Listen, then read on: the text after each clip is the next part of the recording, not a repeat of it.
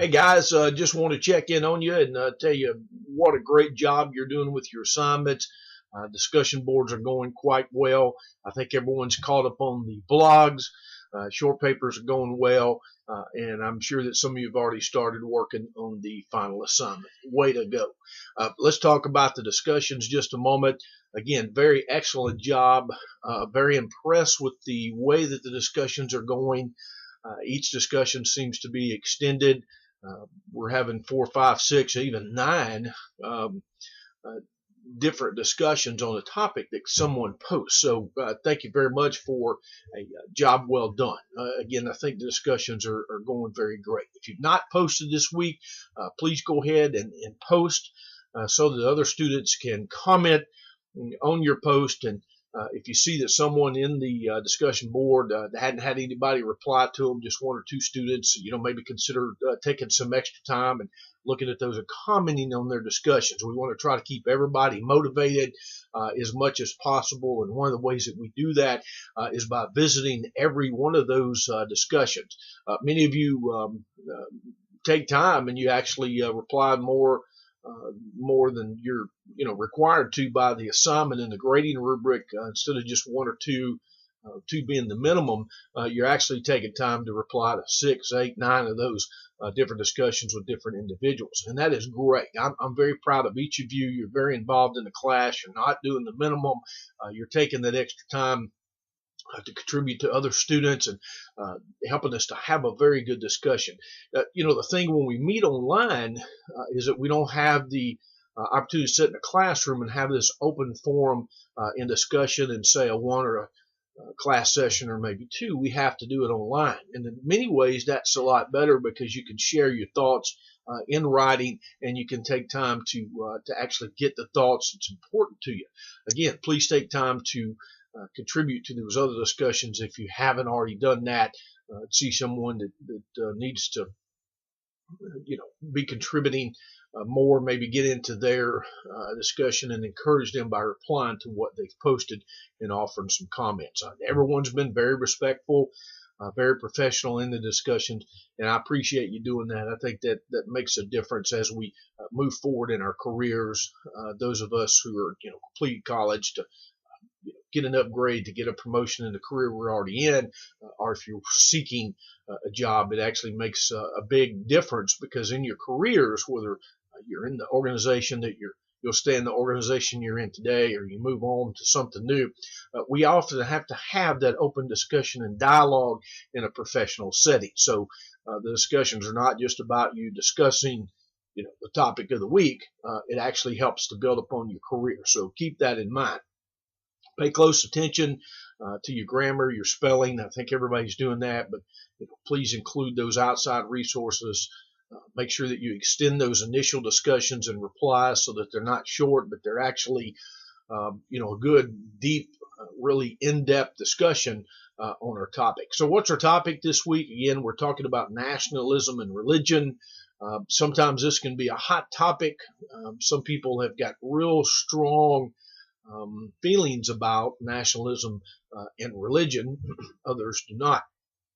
So again, just try to keep those professional. So where are we at with that? If you saw today's paper, you may have caught where the Associated Press did a story discussing nationalism and religion to a degree. They didn't say that in the article, but if you see where Iran recently joined the battle against ISIS in their border with Iraq, they're actually conducting airstrikes against ISIS over there in parts of Iraq, and then of course the U.S. and coalition forces are conducting those operations in Syria and other parts of Iraq, having flown over 1,000 sorties. So what does that mean? Why should we care that Iran's involved? Well, it's not just for the concerns that we have about Iran being a nuclear nation, or a potential nuclear nation, I should say, and them getting involved in activity in Iraq and another country. It's not just that. That's important. But think about the nationalism and the religion, the differences there. We have Sunnis on one side of the fight, And then, in some cases, we've got some groups that represent different religions. And so there's this huge division there between the different religions. So we could call that sectarian fighting, if you would. And so that goes back to potentially nationalism and religion and having some fights. Now, why is Iran big? Again, not just because they're Iran and they've got a big footprint in the Middle East and have been accused of being the largest supporter of terrorism in the world, among the largest, if nothing else. But if you think about it, they're totally a different religion. Okay, they're Muslim, but we have the Shia, and then we have the Sunnis, and so there's a clear division there with that fighting. And to them, they're not just fighting Iraq. That's not so much important to them, I think, from what I've read, but they're fighting a different religion. And so that brings us back to our discussion this week and a question I would pose to you. How does Iran fit into all this, and nationalism and religion? How does Iran fit into this battle that we see as it's related to our discussion? Is there a case for Iran to be involved, or is it again, religious sectarianism where we're fighting a different religion?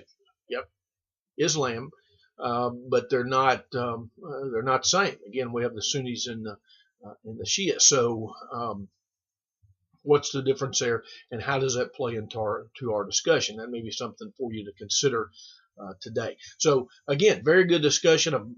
Take a look at the blogs real quick while we're got a few moments here. Just take a look at the blogs. I think everybody's doing great with the blogs. If you haven't done the blogs, contribute to those. Please go back and make sure you do it. I'd encourage you to take a look at those instructions and those rubrics to make sure you're contributing correctly. I'll grade those at the end. I've already populated a grade based upon what I see so far. I go into those blogs. Take a look at those almost daily.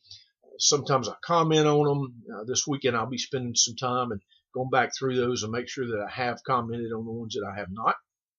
So take a look at my comments, and you don't have to, it's not required, but you might consider just replying to the questions that I have and what I state. That can only do one thing, and that is to help you get that 200 points that you're seeking, that final grade there for the blogs for the end of the course. End of the course is coming up. We're in week 5. We're approaching, we just completed a week 5, I should say. We're in week 6. We're approaching the end of the course. Hopefully you're working on your final paper. Please take a look at those suggestions that I've given you. Make sure you check your grammar, your writing, your style, your organization. Make sure that all your papers are clear and concise. You check those grammar before you submit it. And, my suggestion is maybe have someone else take a look at your post before you, post that in a course. Have someone take a look at your paper before you actually submit that for a grade. It's always good, in my mind, to have at least 3 others take a look at that and make some corrections, offer some suggestions. If you ever have any questions whatsoever, you need help with your paper, don't mind taking a look at that and offering some suggestions before you submit it for a final grade. Don't mind doing that at all to help you if you need that extra help. It's what I'm here for. You got my phone number. Hopefully you've received my new phone number. Owen still works. You can text me. You can call me. You can send an email, which is preferable. That way I can get back to you as soon as possible, and we have it in writing so that you can go back and look at it if need be. So take advantage of that. I'm here to help you as much as possible. Last week spent a lot of time in the discussions. I'm trying to do that again with week 6 so we can keep everyone going. I'll continue to do that throughout the remainder of the class. If you're behind on your discussions, any of your work at all, please take a look at your grade. Go back and fix those, so to speak, and contribute to those missing assignments. I'd rather that you have a few points deducted for those missing assignments and just completely getting a 0. I don't like giving out zeros. I absolutely don't like giving out bad grades at all. I want you to contribute because if you're getting a bad grade, that means that I've done something not to support you in my view. It's my job to help you. If you're failing, I'm failing. That's the way I look at it. It's a team effort here to get you through the class and to help you to understand the material. I don't want you just to get a grade. I want a year from now, 2 years from now, when you see an article about terrorism or you deal with it in your work or in a different class, you have a very good understanding about what the Department of Homeland Security does, the different branches, what they do with regard to intelligence gathering and sharing and all those things that we've discussed in the class, and we'll continue to do that. So again, great job. Thank you for all your hard work. Take a look at today's paper, that article about UN and Iran's involvement. Today, I think Secretary of State John Kerry presented in front of the NATO organization there in Brussels and had a great discussion about terrorism and the involvement of the United Nations and other groups. So take a look at that. Again, job well done. Reach out to me if you have any questions. Thank you so much for your help, and let's have a great rest of the week.